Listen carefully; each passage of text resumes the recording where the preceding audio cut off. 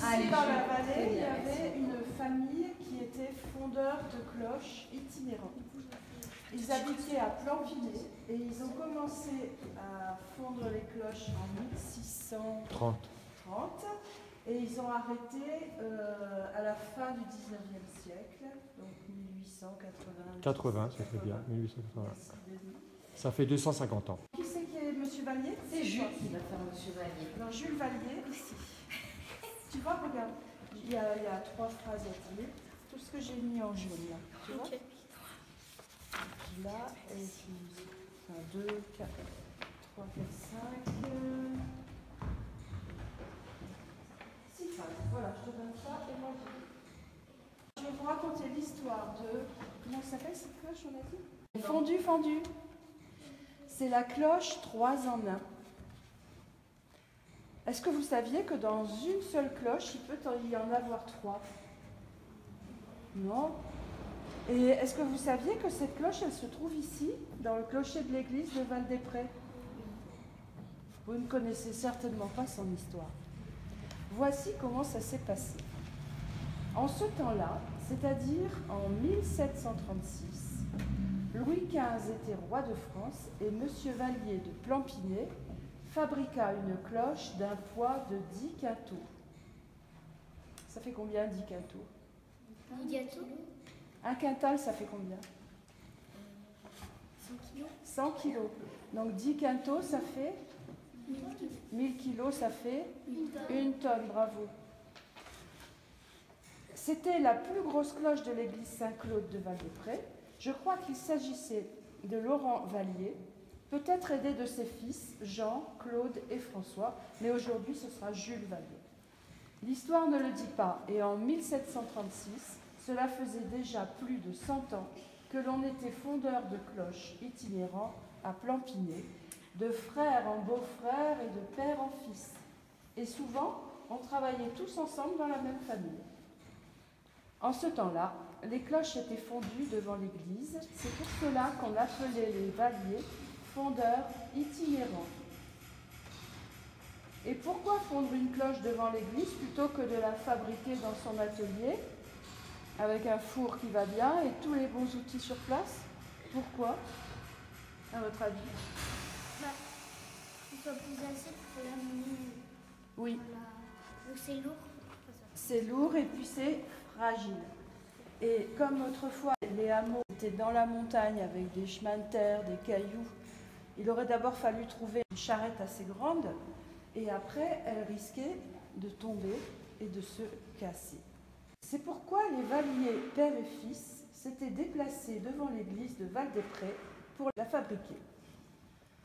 Ah, mais le curé et les gens du village avaient dû s'y prendre bien avant. Contacter le fondeur, réunir l'argent, après avoir choisi les métaux, fixer le prix au quintal qui changeait tout le temps. C'est déjà à cette époque-là. Ensuite, on demandait au fondeur de venir se rendre compte sur place pour juger de la situation. La paroisse fournissait tout le matériel dont le fondeur avait besoin. Les fondeurs amenaient le bois et le charbon pour alimenter le four.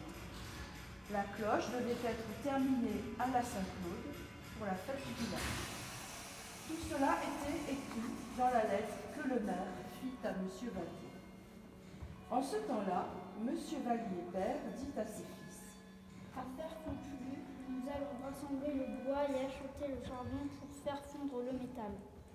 C'est ainsi qu'un matin de juin 1736, les Valliers se rendirent devant l'église de Val-des-Prés avec les plans de la cloche. Ils avaient d'abord déterminé sa forme et ses dimensions qui allaient décider de la note qu'elle donnerait, ce qu'on a vu tout à l'heure. C'est certainement là que réside tout l'art du fondeur.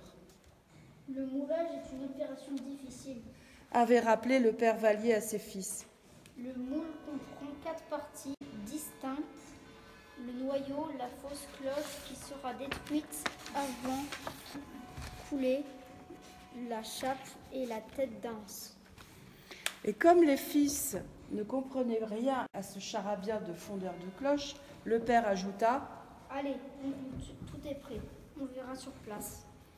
On arriva devant l'église. Des charrettes remplies de bois et de charbon, nos fondeurs Vallier, tout fiers, le père et ses fils. On creusa un fourneau selon les règles de l'art.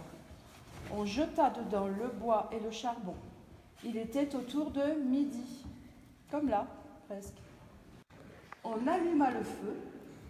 Tout le village était là pour donner des coups de main, même les enfants qui couraient tout autour et leur maman qui avait très peur qu'il se brûle. Le grand feu vrombissait, râlait, rugissait. Il éclairait la nuit et les visages des gens. Les femmes n'arrêtaient pas de faire le signe de croix, sans doute pour que tout se passe bien. Et puis parce que ce feu rappelait celui de l'enfer et celui des dieux de la forge et du feu. Les hommes aidaient les fondeurs avec tout leur courage et toute leur foi. À 8 heures du soir, on coula le métal, alliage de cuivre et d'étain, qui fondait lentement dans le moule pendant que monsieur le curé disait des prières. Toute la nuit, des hommes du village ont gardé le fourneau et le moule pour empêcher tout incident.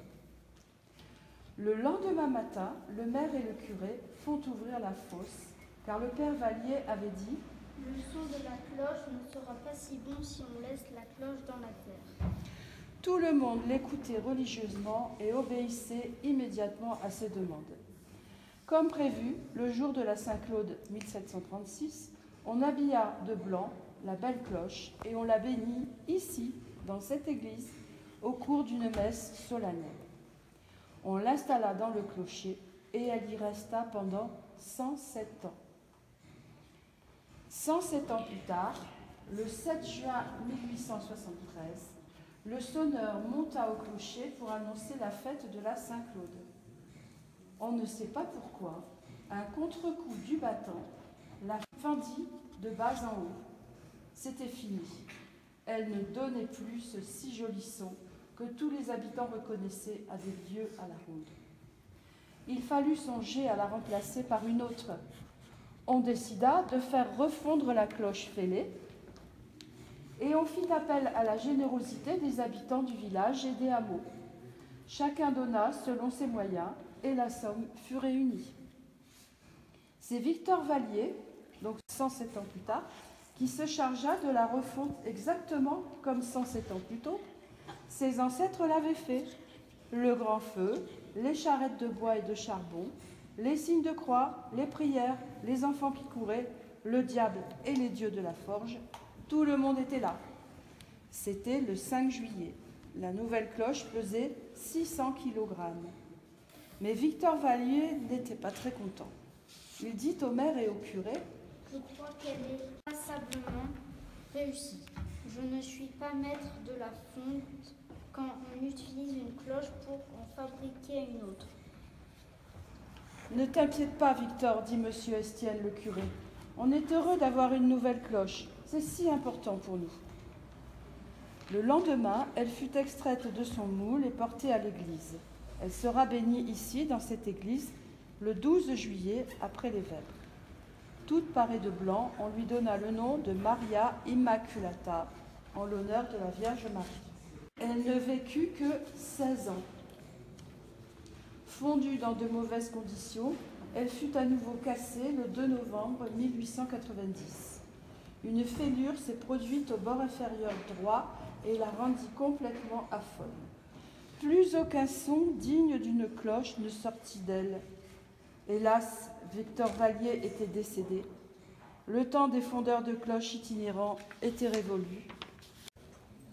On envoya la cloche cassée à Lyon dans une grande fonderie et M. Burdin se chargea de la refonte moyennant 1 franc par kilogramme de façon.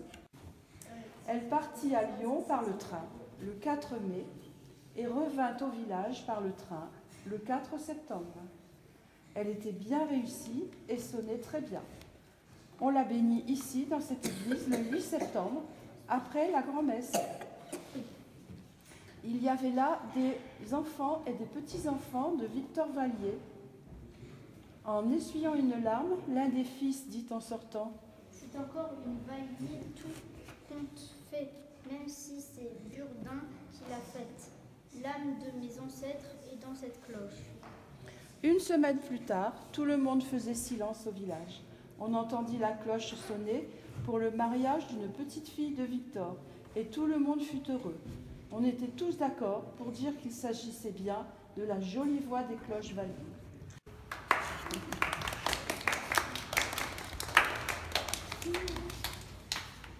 Vous me demandez quoi?